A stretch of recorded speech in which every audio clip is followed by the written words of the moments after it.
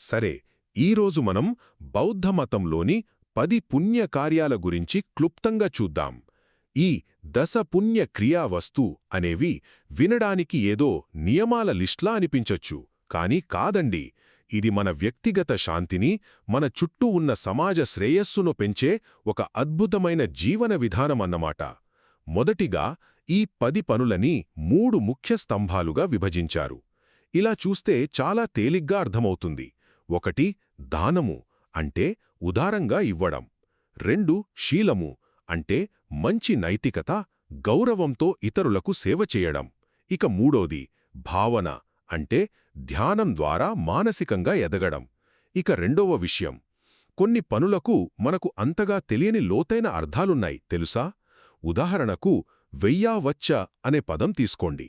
దీని అర్థం నిస్వార్థ సేవ, అంటే సమాజం కోసం మనస్ఫూర్తిగా పనిచేయడం. అలాగే పత్తిదాన, అంటే మీరు చేసిన మంచి పనుల నుండి వచ్చిన ఆ మంచి శక్తిని మీ పూర్వీకులతో లేదా ఇతరులతో పంచుకోవడమన్నమాట. ఇక చివరగా అన్నింటికన్నా ముఖ్యమైనది ఏంటంటే సరైన దృక్పథం.